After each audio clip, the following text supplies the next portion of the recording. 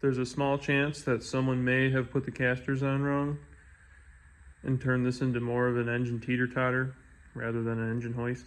Welcome back to the budget LB7 Duramax build.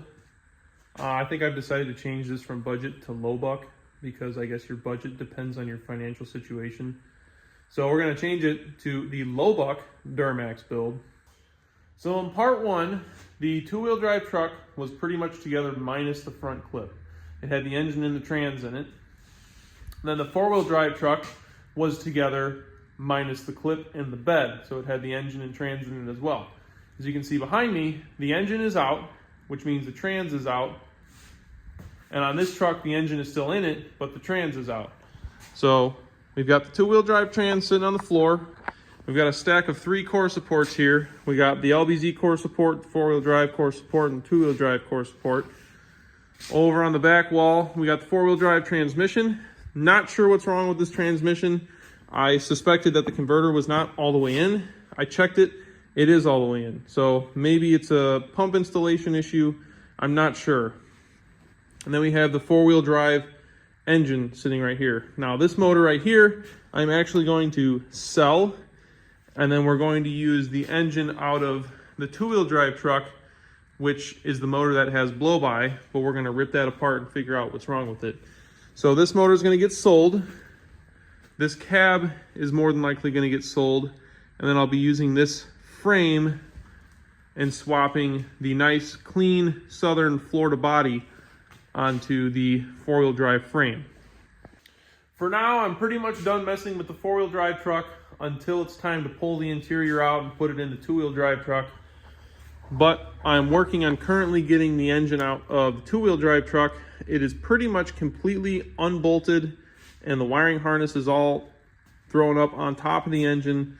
The secondary harness is pulled out from the fuse block area, and everything is basically disconnected minus the motor mount bolts. So we got to unbolt the 3 motor mount bolts on this side and then on the other side as well.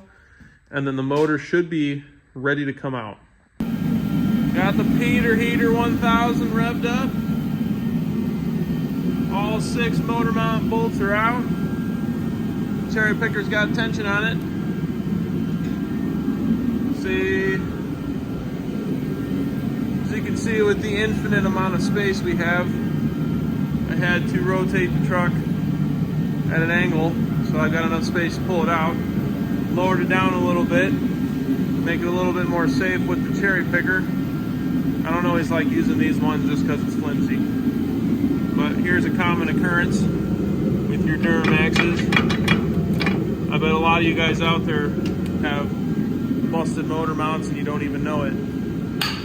But that can cause you issues such as broken bell housings. So check those.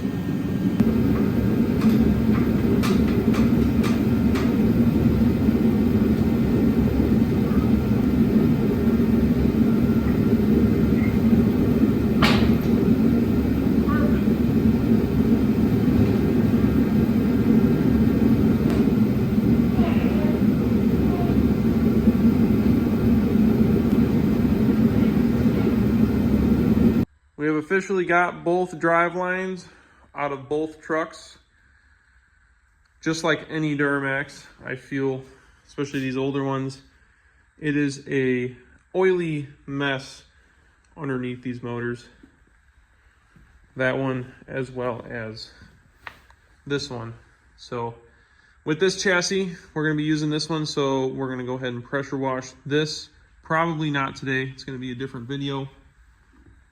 But now I have to start getting the interiors pulled out of each of these cabs, and then we're pretty much just switching them from one cab to the other. In the last video, I had mentioned either doing a lift to convert the two-wheel drive frame to four-wheel drive, or swapping the body onto the four-wheel drive frame. I think I'm probably just going to swap the body rather than try to convert the two-wheel drive frame. And the reason for this is we're trying to do this on a low buck and keep it a street truck. Street truck meaning not a lifted truck. I want to try to keep it stock height or even lower it possibly. And then also with keeping it a low buck, A lift is going to add $1,500 to maybe $2,500 worth of parts, and there's not many used lifts out there, and if there are used lifts, then they most likely need bushings and shocks and all this other stuff. So it'd be better just buy a new lift, or technically not a lift at all, and just put the body onto the other frame. So real quick, I wanted to show you guys a cheat code to get power to the interior of the truck while the drive line is out and all the harnesses are disconnected. So all you really need is a battery and then 2 wires and then your fuse block.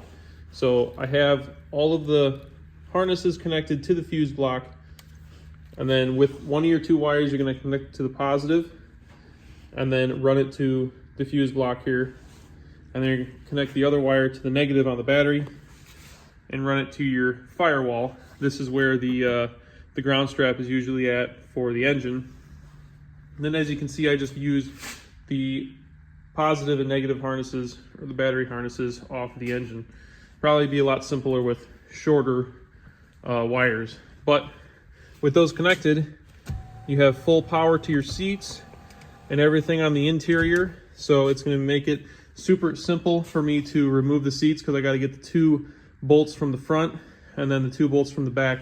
And in order to get the center console out, I have to get both of the seats out. So great, easy way to get power to the cab without any of the wiring harness or drivetrain in the truck.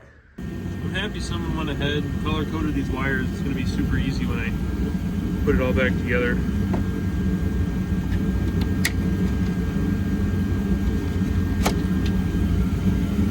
Perfect. Black goes to black. Can't get any more simple than that. These GM truck owners are so generous.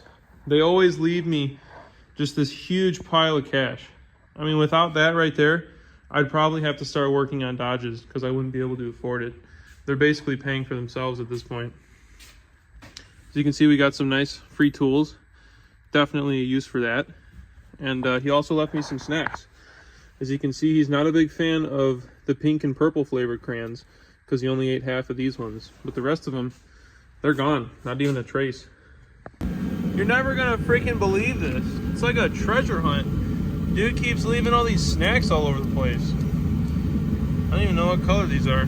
Oh, light blue and dark blue. These are probably the best flavors out there. Definitely gonna put these here and then save those for later. Oddly enough, the better put together truck has all these butt connectors down here. When that truck was the one that looked like it was wired by a 3rd grader. Definitely keeping these though. It's a collector's item. You may be wondering, what reverse Torx bits am I using for these seat bolts? 6-point Harbor Freight impact socket. We got an 11 and a 15. That's all you need.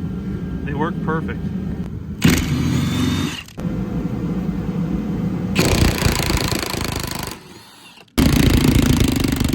This thing really did come with a nice set of headlights though. Toby made it. So the seats are pulled out of this truck and that truck. I'm ready to start working on the dash. But my question is, do I just need to pull this dash here, or do I also need to pull the wiring harnesses from the doors? Because that truck has both heated seats and the adjustments in the door for memory seats, like they'd be right over here. And this truck, as you can see, does not. So I'm gonna check these harnesses here to see if I need to change anything. And if I do, then I'm gonna have to pull the harnesses out of these doors and swap them with those doors over there. So I can confirm the door harnesses are the exact same, except for 2 wires here. So on this truck, you can see we've got the light green and dark green, how they're doubled up. On the other truck, it's just 1 wire, which I believe these are just for the tweeters, and it's like that on both sides. So I don't know why this one's got doubles and the other one's got singles when the other truck is the Bose truck, or Bose equipped, and then this one's just your factory sound system. You know what? Bose trucks actually don't have tweeters in them. The more you know. I didn't know that up until today. Since I'm genuinely just a sweetheart, I'm I'm gonna make a complete separate video on how to pull your entire dash and the ductwork behind it. So stay tuned for that. If you're interested, it's gonna be in a separate video. But for now, I'm just gonna skip past the dash removal and on to the next thing. So the barn is currently a steaming hot mess. There is parts and crap everywhere. But we got the dash out of both trucks. This truck I pulled the HVAC unit out. Still have to pull the HVAC unit out of this truck. Noticed a couple different things. This one was a factory center console truck, so it's got the port. But it's also got a couple what look like sensors for the climate control. And then I noticed a bunch of different wiring within the dashes. I was hoping to maybe keep a couple of the amenities that the more loaded truck has, but I don't think I'm gonna be able to do that. So there's a whole harness that runs up the passenger pillar there that go to, I don't even know what, but this truck also had pillar tweeters in it, which aren't gonna be staying. So a lot of stuff has to change. I don't think I have to swap the floor harnesses that go underneath the carpet. They look similar enough, so I don't know if I'm gonna be able to run the leather in that truck yet. I'm gonna have to compare a couple harnesses there, so I don't know what all is gonna work or what's interchangeable, but hopefully it's all gonna work when I'm done. So I think I'm gonna cut this video here. The disassembly is pretty much over between these two trucks. All I gotta do is swap the cabs from one truck to another, so it's like less than a dozen bolts for that. I'm gonna have to get these trucks over to my dad's house to use the lift to swap them over. I don't have any means of doing it here. So once I do that, the assembly process begins. So stay tuned for that. Hopefully within the next couple weeks, we're gonna start putting these trucks back together, or putting one truck back together.